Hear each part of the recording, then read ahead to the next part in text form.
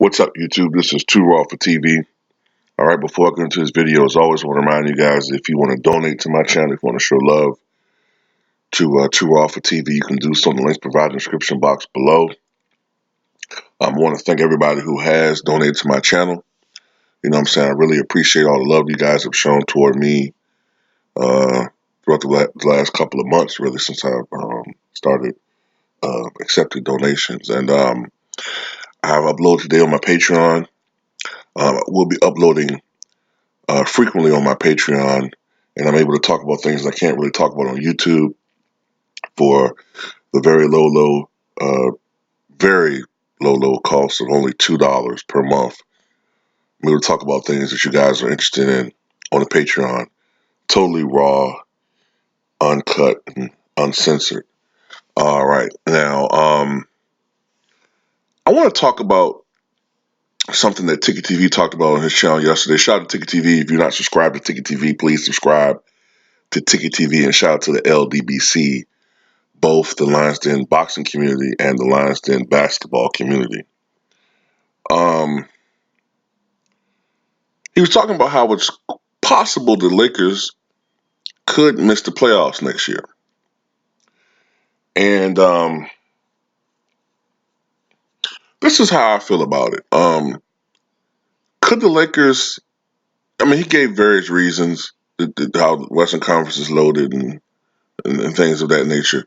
On paper, the Lakers shouldn't miss the playoffs. Okay. On paper.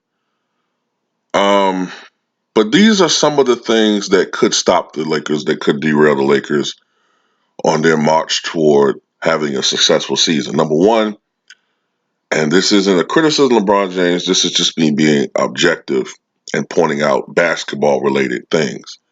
You know, I've told you that I'm going to be a little bit restrained in criticizing LeBron because of the fact that I'm always first and foremost going to be a black man above anything else. And when I see an agenda, I don't like to feed into it. But at the same time, I have to be honest with how I feel about certain stuff. Now, LeBron James is 34 years old. On December 30th of this year, he'll turn 35. So he's no longer a young basketball player in his absolute prime. And last year, for the first time in his career, he suffered a significant injury. So because of that, no, that's not my smoke detector. That's something else. All right. Because of that, you wonder if last year was just an aberration, just something that happened one year and that's not a trend, or is this a trend toward LeBron becoming more injury prone? You know, that's something that has to be considered. Anthony Davis himself also has a tendency to miss games and be somewhat injury prone himself. Boogie Cousins, we don't have to speak on that any more so than what's obvious the last season. And even Rajon Rondo. Okay. So injuries could be something that could hurt this team. The other thing is defense. Now, it's no secret that LeBron James over the past several seasons has declined precipitously as a defensive player. We would see the media talk about Cleveland's defensive issues, and really they were talking about LeBron James. Now, he wasn't the only one, but any team that LeBron James has been on as of late has had defensive issues. These are things that are going to have to be masked and covered up. But if LeBron James is going to play the point guard position, which I don't really see him doing, but if he is to play the point guard position on the defensive end of the court, this could cause serious problems for the Los Angeles Lakers. It just could. It just can. And if you're a LeBron fan and you're not like even conceiving that in your head, then you're being unrealistic.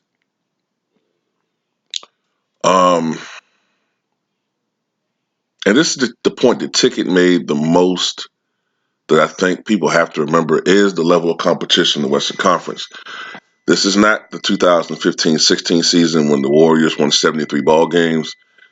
The NBA is much more competitive overall, but especially in the Western Conference. It kind of reminds me of how the Western Conference was in its peak during the early, I say the early going into the mid 1990s, when there were a plethora of very good teams in the Western Conference. There was good teams in the East too, but I think by the mid 90s, going into the late 90s, I think the East was becoming stronger than the West, you know. But look at the teams out there, man. You have the Denver Nuggets, who for a lot of period of this past season had the best record in the NBA, or the best record in the Western Conference. They finished with the second best record. Okay, but the Denver Nuggets are a really good young up and coming team. Of course, you still have the Golden State Warriors, who've won three out of the last five championships. So they are, even though they don't have Kevin Durant and Klay Thompson won't come until later on, but they're still a team you have to contend with, especially during the second half of the season. Portland, they're still a team you have to worry about. They're going to have Nurkic back, and they have some other additions, to the club. And then, coming off this season, they're going to be more confident as a ball club overall. Gotten over the hump of the playoff jinx that they've had. Then, there's other teams. You have the San Antonio Spurs, who are perennial playoff um, contestants. Then you have the Utah Jazz. Of course, they have Michael Conley. They're going to be an improved team. The Dallas Mavericks, post Dirk Nowitzki era, they're going to be an improved team. Luka Doncic is probably going to take a leap forward as a basketball player. Of course, they got uh, from the New York Knicks, the Pelican. I can't think of his name right now. Not Pelican, the Unicorn, Porzingis. So they're going to be better this year than what they were last year. I saw Sailors do a video talking about the Phoenix Suns. I can, at this point, they have nowhere to go but up. Whether they're going to be a playoff contending team, that's something to be said, but they're going to be probably improved. Um, just so many different teams in the Western Conference. I don't think the Thunder are going to make the playoffs. If they do, they'll be battling for an eighth position. That's at best. Houston, of course, they're a team that's a sleeper. They could either underperform, underachieve, or they could conceivably have the best record in the Western Conference. We'll have to wait and see on that. Um, but there's so many different teams in the Western Conference now that people have to look out for. That are, and of course the Clippers. The Clippers, to me, are the biggest danger to the Los Angeles Lakers. Just because of the fact that you have on one team, arguably the three best defensive players in the league.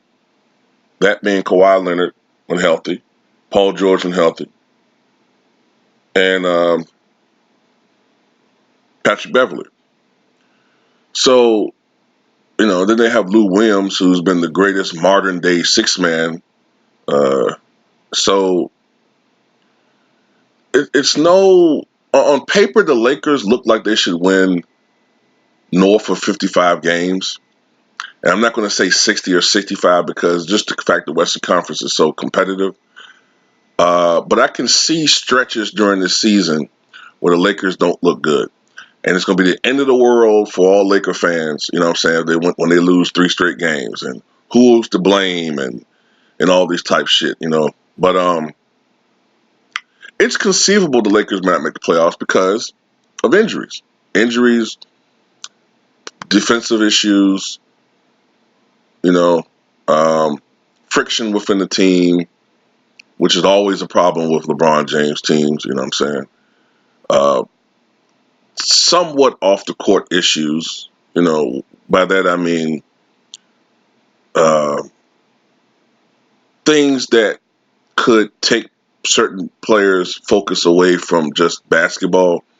And I have to bring this up with LeBron James because there's been some people who've criticized, in particular, the former general manager of the Cleveland Cavaliers, now, of course, the general manager of the New Orleans Pelicans, I think his name is David Griffin, who has questioned whether LeBron James still has that fire in the belly. He stated that he thinks that since LeBron James won that championship with the Cleveland Cavaliers, that he's not as driven as he used to be. And you can make that argument. I think you can make that argument that he's not as driven as he used to be. He's said in the past he thought that winning that championship made him the GOAT. That's open to debate. I don't believe that for a heartbeat. He's stated that he has nothing else to prove. I can't imagine a Magic Johnson, Larry Bird, Kobe Bryant, or Michael Jordan saying something like that. But, that's something to be said. How driven is LeBron James this season? We'll see. Anthony Davis, a lot of pressure is going to be on him. Of course, the media is going to put a lot of pressure on him. And I got to end this video this way. The media has to hold some responsibility and culpability in all of this, because I'm getting tired every year, just before the season starts, and you guys know I'm telling the truth with this. Before every basketball season, we see guys from Stephen A. Smith to Colin Cowherd to whomever, to the LeBron James fanboys in the media, proclaim this to be the season for LeBron's coronation as the best player in the game again. They're going to run throughout the NBA for the playoffs. And then if that doesn't happen, they come with the LeBron James excuse book for why the Lakers didn't fulfill the earlier expectations. And they always want to blame someone else.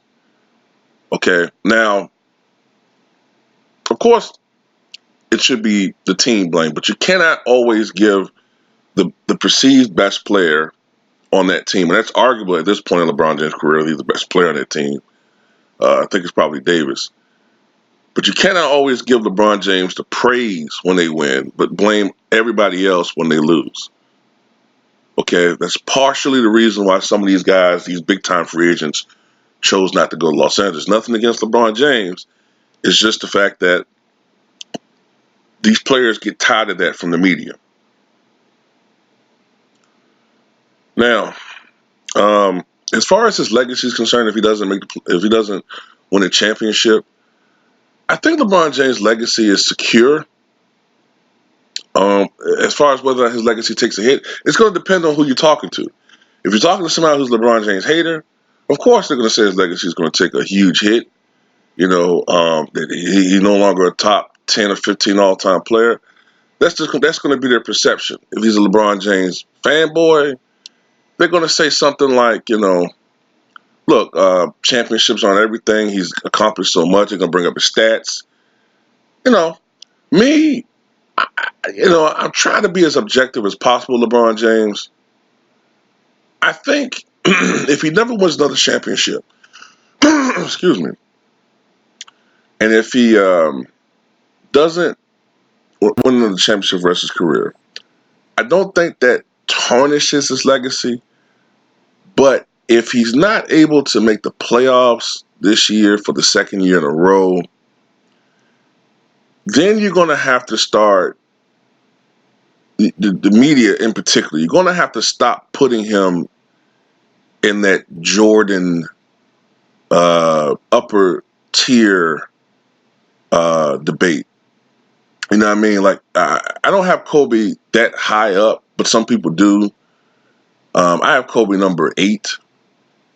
LeBron number 11 right now. I have Jordan number 1. If you want to know my top 10 list, there's Michael Jordan, Kareem Abdul-Jabbar, Wilt Chamberlain, Magic Johnson, Larry Bird, Bill Russell, Hakeem Olajuwon, Kobe Bryant, Shaquille O'Neal, Tim Duncan. LeBron James is right there at number 11.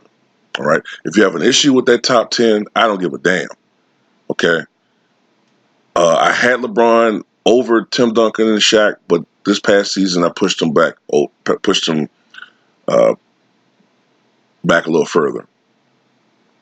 What I think is if he's not able to make the playoffs and he kind of falls off as a basketball player, his accomplishments still ring true.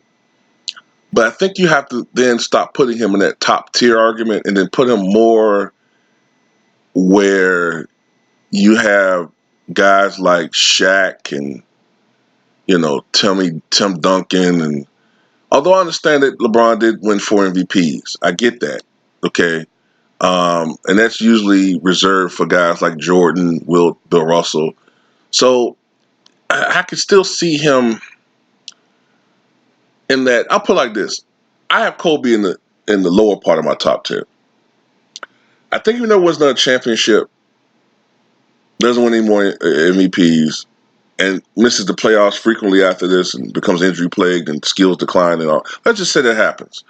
Then I think you would put LeBron in that bottom half of top 10. No longer in the discussion the top half, but more in that bottom half from uh, Larry Bird down to Tim Duncan. Okay, Bird had 3 MVPs. All right. Uh, so Olajuwon is considered the most skilled center of all time. So it's still a great conversation, um, a great uh, notary of characters to be and players to be around. But that's where I would put him at if he's not able to win any more championships and no longer has the stunning success that he had in his prime. But tell me what you guys think, man. Do you think the Lakers could conceivably miss the playoffs this year? You know, and what do you think about LeBron James' legacy if he doesn't even make the playoffs this year, let alone win a championship?